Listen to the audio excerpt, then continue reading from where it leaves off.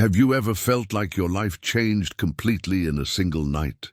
Before we continue, tell me where you're listening from and subscribe if you want more stories like this. Because what you're about to hear isn't just an impossible agreement. It's the exact instant when a glance lights a match in a dark room and the entire air becomes combustible. Morning fell upon Manhattan with a sheen of glass and steel. The Reed Grand on Central Park South awoke with its perfect choreography. Unhurried revolving doors, white gloves, lilies perfuming the marble like domesticated suns. Grace Miller smoothed her black apron and held the silver tray. Her brown hair pulled back, she'd honeyed strands in the light. She thought of Noah, her younger brother, of the college tuition fee that looked like a mountain with no steps, of the modest Harlem apartment they maintained with patience and coffee. The main elevator announced its arrival with a soft click. He didn't need to look to know who it was. Alexander Reed, the hotel's owner, striding confidently in a midnight blue suit, Egyptian cotton shirt, and smoke-gray tie. Beside him was Daniel Brooks, tablet in hand, with the face of someone managing someone else's time. "We won't accept a clause that binds us more than necessary," Alexander said gravely. "If the fund doesn't respect the schedule, we'll walk away." His grey eyes, burnished steel, scanned the lobby with instinctive control until they met hers. It was a blink, but it left a mark. Grace gripped the tray more tightly, as if that way she could remember how to breathe. "Good morning," he murmured, barely bowing his head. "Good morning, Mr. Reed," she replied, not allowing her voice to tremble. The golden light filtering through the windows fell upon them like a promise, and life went on, as it does when you think nothing has changed, even when it has already changed. In the following weeks, the encounters multiplied.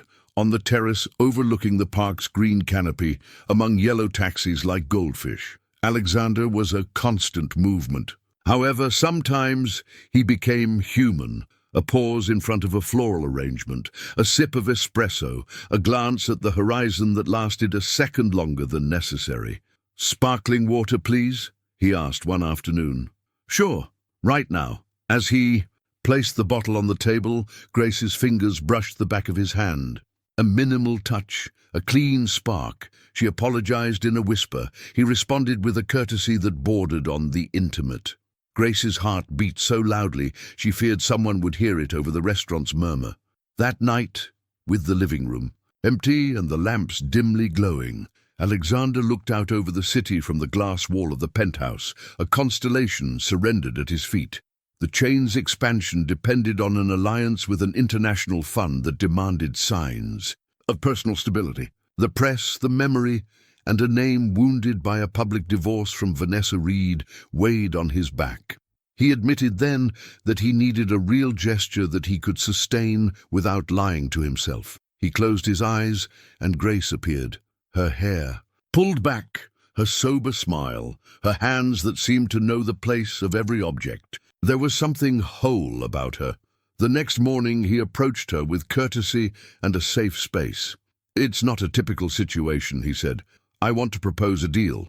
A marriage of convenience with clear conditions, absolute respect, and privacy. In return, security for you and Noah, and the real possibility of building something if we both want it."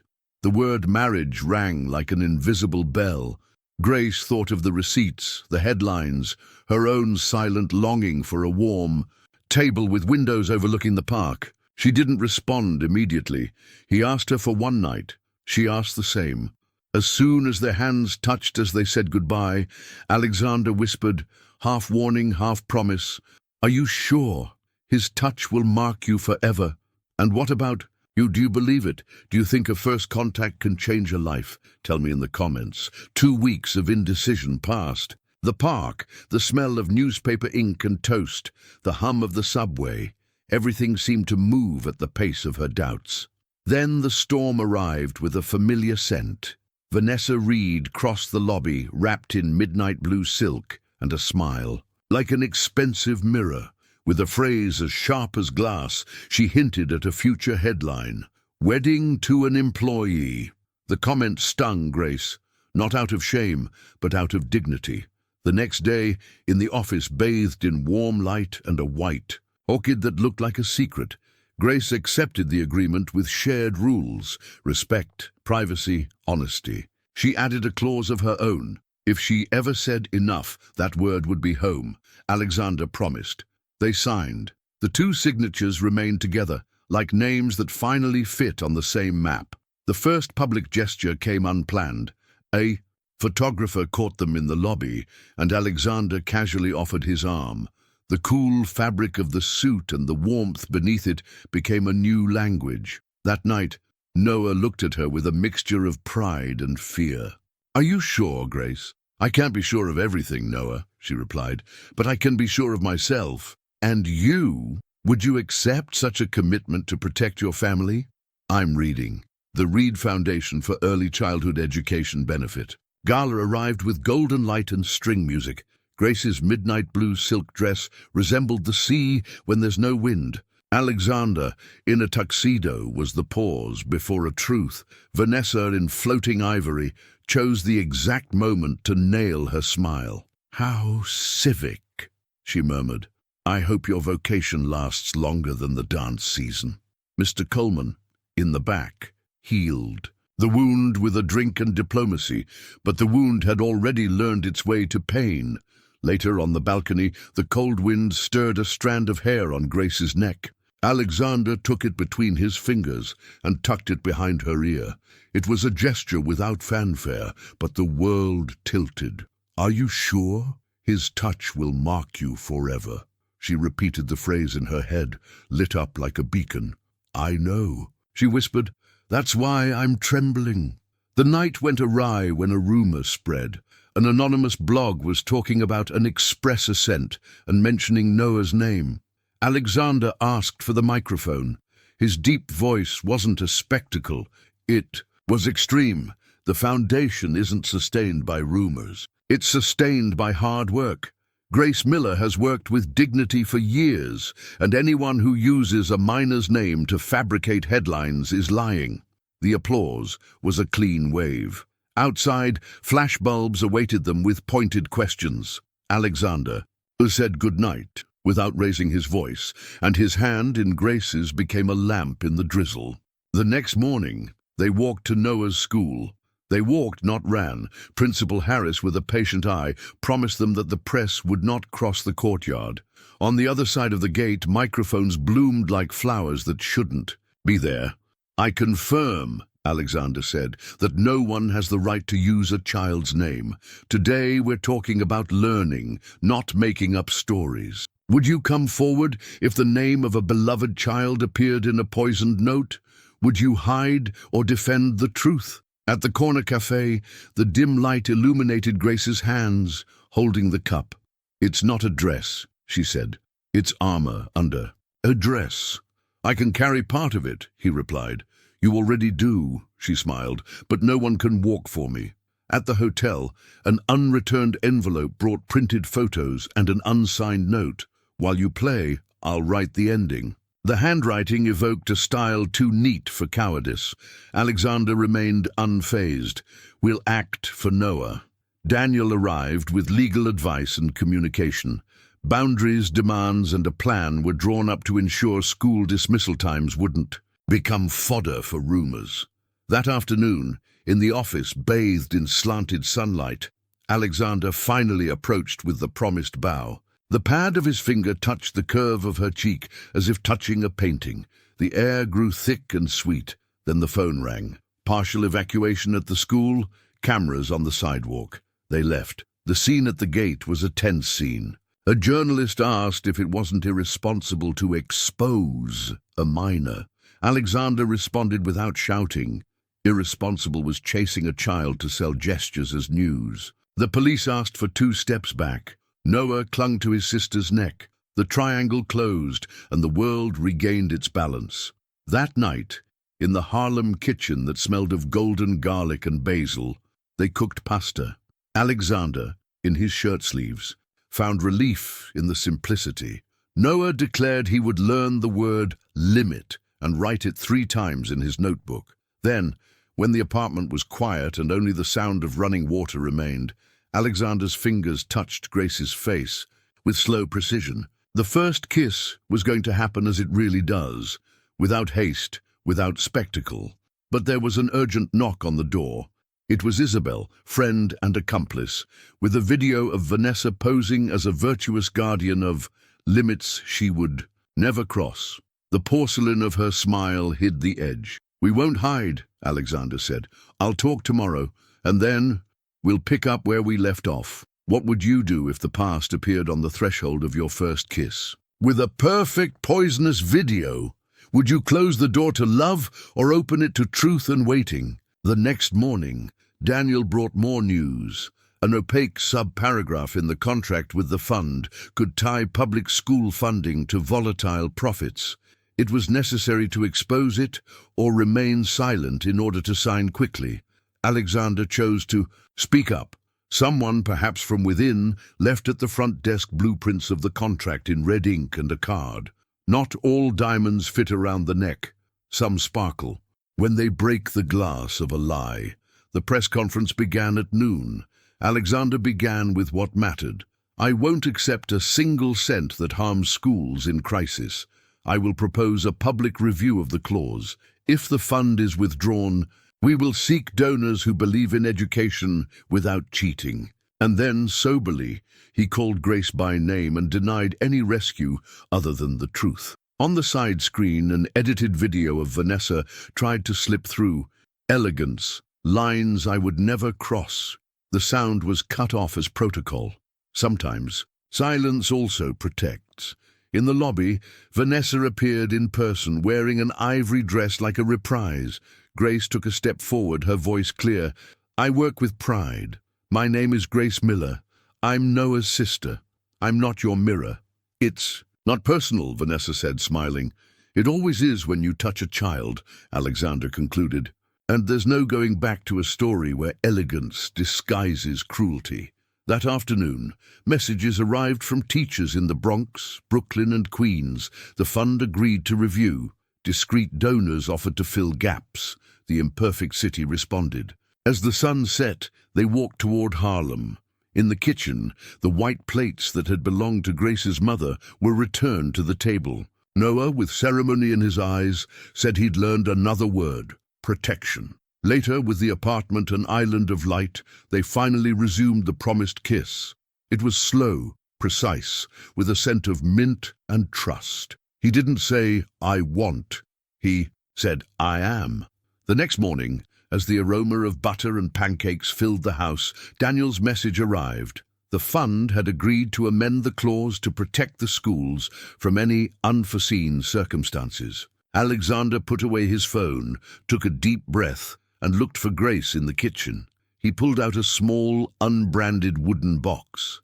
Inside, a simple matte gold ring with a tiny moon. "I don't want promises to reassure anyone," he said. "I want promises because with you, life learns a different rhythm. Grace Miller, will you walk with me with open windows, with our limits and our truth?" She put down the spatula with small solemnity. Noah, a wise witness, opened his mouth and eyes at the same time. "Yes," he replied, "with open windows, with truth, with burnt pancakes sometimes. Yes." The ring wasn't a beacon. It was a firefly. Martha read it in Grace's eyes as she crossed the lobby. Isabel cried discreetly and swore she'd borrowed flowers. Harris hugged Noah as if the school were also her home. Weeks later, with ochre leaves falling in the park, they were married in a small hall at the Reed Grand. White flowers, string music, a list more family than ever. Noah carried the rings. Alexander whispered to Grace, no longer afraid of words, "Are you sure? His touch will mark you forever." "I'm sure," she replied, "and I want that mark." The kiss was simple, like everything that lasts. 5 years later, the dawn still retains its chalky line on the buildings, but the Harlem house smells of sweet bread on Sundays and tempera paint on Wednesdays. In the hallway are drawings by Noah, now on a scholarship to art school, and small hands printed in blue and yellow. The kitchen table holds 2 cups that release clouds of steam. Grace reads a story with a little girl with brown curls on her lap. Alexander, with early grey hair at his temples and renewed peace in his eyes, leans against the doorframe and contemplates. The foundation they run protects libraries where there used to be empty walls. The clause that almost hurts now is an example of transparency. Vanessa lives far from the flashes. Perhaps mirrors also tire of reflecting shadows. Grace's ring sparkles every time she pushes the swing at the park. When Alexander approaches and kisses her temple, she rests her cheek on his palm, the gesture they've repeated since the first time. He jokes, ritualistically and playfully, "Are you sure? His touch will mark you forever." "Thank goodness," he replies. "The brand is home." Sometimes at night Noah comes back smelling of paint, bringing stories of murals. They dine with white plates and a clean tablecloth. There are silences, there is noise, there are arguments about who does the dishes and who sings the last song. And there is a peace that makes no sound, but can be heard if you rest your head on the chest of the one you love. And now you, who made it this far, did you identify with Grace? Have you ever said a quiet yes that changed every room in your house? Leave me your comment and rate the story from 1 to 10. Write it in words. If this story touched your heart, write destination in the comments. Give it a like and share it with anyone who needs a touch that leaves a lasting mark. Subscribe if you want more stories where the truth learns to speak softly and love lights the night. Are you sure? His touch will mark you forever, the night of intercourse. Have you ever felt like your newly found happiness could be shattered by the first reality check? Before we continue, tell me, where are you listening to us from? Leave it in the comments and subscribe if you want more stories like this, because what you're about to hear is the second and final part of a love that began as an agreement and chose to remain as destiny. The morning over Manhattan dawned clear, with a chalk line on the horizon. In the Harlem house, the smell of pancakes and warm butter seemed like a domestic hymn. Grace flipped the last batch, while Noah, solemn, quietly practiced a new word he had copied 3 times in his notebook. "Continuity," he said, stretching out the syllables. "It means to continue, even if there are curves." Alexander smiled from the doorway. His sleeves were rolled up, his hands still damp, and his grey eyes held that newly acquired gleam that blends peace with alertness. The tiny moon on the ring breathed on Grace's finger like a well-told secret. "Let's take care of that word today," he replied. "Continuity." But the city rarely honors housing plans. The phone vibrated with Daniel's message, "Urgent meeting."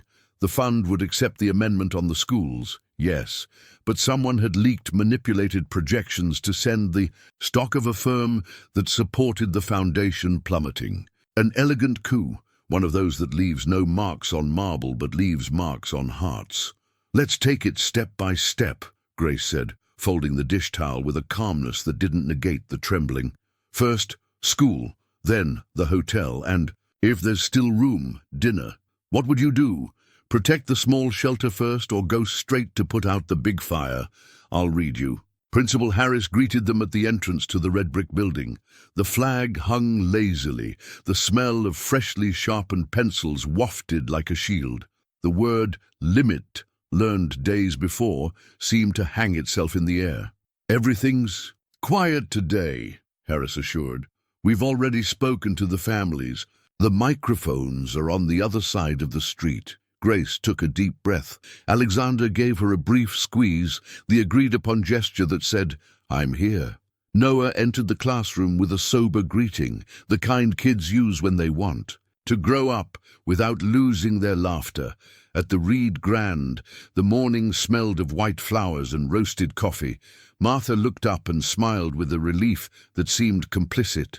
Isabel appeared from the bar with her light gait. "I have 2 good ones and 1 disturbing one," she announced. "Good one, the bakery on the corner sent us croissants for future weddings. Good 2, letters arrived from schools in neighborhoods that don't appear on postcards. The disturbing one, there's a woman asking for you, Grace. She didn't give a name. Expensive perfume, smile without a shadow." The unspoken surname breathed in the silence. Alexander bowed his head slightly. "Don't accept it alone," he said. "No smile without... A shadow enters without witnesses." Grace nodded. It wasn't fear. It was memory, which taught her not to open the door without looking through the peephole. The meeting room waited, warmly lit, with a pitcher of water where the lemons looked like small moons. Daniel explained precisely. There were hands playing, in the dimness of the market, to push the foundation against the moral wall, as if defending the schools was an excuse, not a conviction. "If we respond harshly," he said, "they'll accuse us of diverting attention. If we remain silent, they'll assume the poison is real."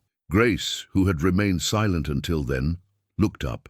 "Let's talk about what's true," he said.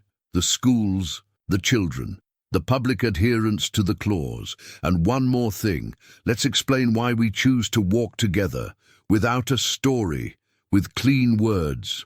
Alexander looked at her with that gratitude that rarely makes speeches and always holds houses. "That's what we'll do." The elevator's hum carried a scent that was meant to be a memory. The woman in the ivory suit appeared in the hallway like an elegant echo. Vanessa. She didn't ask permission, she took it for herself. "I came to congratulate you," he said, his blue eyes boring into Grace's. "You managed to turn a clumsy story into a fable. Bravo." "There's only work and limits here," Grace replied without arrogance. "And the limits start with the children." Vanessa smiled at the well-studied porcelain. "How civic. I hope your faith lasts when the numbers decide not to cooperate." Alexander took one step, not one more. "There are numbers that will never run my house," he said, "and there are names that will never cross certain thresholds again." Vanessa bowed her head theatrically and left, leaving behind a trail of perfume and a silence that smelled of closed doors. How would you have responded? With the same sobriety, or with the shouting that pride sometimes demands? Tell me. That afternoon's conference was short, sober, and straightforward. Alexander spoke of the clause, of the libraries that would open even if the market became capricious, of public monitoring of the funds. He carefully mentioned the word protection. He delicately mentioned Grace's name. As he left, a question flew through the air. Were they using their relationship to improve their image? Alexander didn't rise to the bait. "It's not washed away with love," he said. "Love stains us with belonging, and we accept that." The city, always quick to distract itself, continued its course. But the afternoon brought another kind of electricity, one born not in press rooms, but in the clouds. The forecast called for a storm. Harlem, when a storm hits, smells of warm bread and tense wires. Grace knew it from her childhood memory. There are blackouts that turn off lights and ignite truths. They arrived at the building before the first drop fell. Noah was already home, with a science homework assignment open and the radio playing softly, the one that always plays an old bolero when you need it most. Alexander started chopping vegetables. Grace washed the basil. The afternoon leaned into night with the slowness of a curtain, and the first drops began to write their code on the window. The light flickered. The transformer clicked in the distance. The building sighed and remained silent. Noah peeked out from the hallway. "Candles?" he asked, half serious, half conspiratorial. Grace took out a small box of matches with a worn label. The first match lit the stove with a small sun. The second cast a warm glow on the table. Alexander, with a smile splitting his grim expression, put down his knife and approached. "Sometimes the city gives us the one thing it can't buy," he said. Silence. The silence didn't last long. From the inner courtyard rose the cries of an elderly neighbor, frightened by the darkness. Noah looked at his sister. Grace was already at the door, with a flashlight in her hand. Alexander followed her. They went up a floor, knocked on the door, escorted the woman to her armchair, poured water and fetched her battery-powered radio. When they returned, the apartment smelled of thyme and rain. Noah, victorious, had managed to get the radio to tune back to that stubbornly timely bolero. It was then that the world seemed to stop. There was no whirring refrigerator, no voracious screen, no borrowed urgency. Just the rain, the distant radio, the gentle murmur of a candlelit house. Alexander placed the flashlight on the counter. Grace rested her hands on the edge of the table.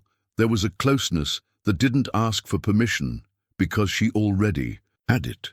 He raised his open hand and framed her cheek with that reverence they had agreed upon from day one. She closed her eyes for a second, like someone accepting a blessing. "Are you sure? His touch will mark you forever," Grace whispered, half a smile, half a promise. "I'm sure of you," he replied, "and of myself when I'm with you." The radio went out of tune. The candle sizzled sweetly. Noah cleared his throat, a note from his notebook, and locked himself in his room with the discretion of someone who understands the sacred without manuals. The kitchen became an island. The kiss arrived as certainties arrive, slow, precise, with the scent of mint and warm bread. There was no hunger. There was belonging. His fingertips learned to read the contours of her face as if it were an ancient map. The palm of her hand rested on his chest, right where the pulse speaks the truth without asking for a microphone. The rain wrote its score against the glass. The world outside finally had no opinion, and then, like every scene that chooses to stay, it found its name within the story. A phrase, more than a title, a ritual. "Are you sure? His touch will mark you forever." The night of intercourse. It wasn't a night of exhibition, it was a night of encounter. They promised each other with gestures that needed no translation. The kitchen, the hallway, the dripping window, everything became an altar. The candles lowered their flames until they resembled fireflies. The darkness ceased to frighten, and the city for once remained silent. Have you ever experienced a night like this? One of those that doesn't ask permission and yet consecrates? Do you believe a caress can inaugurate a language? Tell me about it. Morning brought the smell of freshly ground coffee and toast. Noah came out into the hallway with his hair disheveled and a drawing in his hands. Two silhouettes in the rain. A building with lit windows, a word in large letters. Home. Grace hugged him with that cleansing emotion that resembles the first light of day. Alexander reluctantly turned on his phone and found Daniel's messages. The fund was accepting the written amendment. Anonymous donors were offering to support new libraries. A journalist wanted to interview the foundation without questions about romance. Sometimes, after true nights, honorable mornings also arrive. Vanessa uploaded a photo of a sunrise without a caption. The city, for once, didn't quite believe it. Perhaps because through porcelain scuffs you also learn to look beneath the glaze. The following weeks unfolded as if the word continuity had chosen a calendar of its own. There were meetings with school administrators, transparent agreements, a small civil ceremony under an arch of simple flowers in a hall at the Reed Grand, string music, a short list, more family than protocol. Noah carried the rings with luminous seriousness. Isabel wept without fuss. Martha clapped with that rhythm known only to hands that have polished marble and joy. As the judge called out the names, Alexander leaned down to Grace's ear, and in a voice so low it seemed like thought, repeated the rite. "Are you sure? His touch will mark you forever." "I'm sure," she replied, "and I choose the brand." The kiss was simple, like everything that lasts. Years passed with stations that knew their place. The foundation opened libraries in neighborhoods where there had once been empty walls. The clause it had almost damaged became an example of transparency. The Reed name lost the stature of a headline and gained the stature of a home. Noah grew up with an art scholarship, the smell of paint on his sweatshirt, a laugh that no longer needed permission. In the Harlem house, Sundays smelled of sweet bread and tempera paint, Wednesdays of thick soup and chores at the table. In the hallway, small hands painted in blue and yellow betrayed that the home was adding new laughter. Sometimes at dusk, when the park turns into a dark green ocean and the city pauses for a second, Grace pushes the swing in the plaza. The tiny moon in the ring breathes timid light. Alexander approaches slowly from behind and frames her face with his open hand. She rests her cheek on his palm with that ancient gesture that has survived storms, headlines, and false elegance. The ritual is reborn as a game. Are you sure? His touch will mark you forever. Thank goodness, she says. The brand is home. And then the city, which never sleeps, falls silent, one that can only be heard if you rest your head on the chest of the one you chose. There is laughter, there are arguments over who does the dishes, there are songs sung half off key and half happy. There is peace, not from a showcase, but from a hearth. Now I'm looking at you, who made it this far. Did you ever recognize yourself in Grace? Have you ever said a quiet yes that changed the size of all your rooms? Tell me in the comments, and leave your rating in words. If this story touched your heart, write Destiny in the comments, give it a like, and share it with anyone who needs a touch that leaves a lasting impression. And if you want to keep hearing stories where the truth learns to speak softly and love turns on the light, subscribe. Because sometimes all it takes to start a new life is one night of love and the decision to sustain it every day.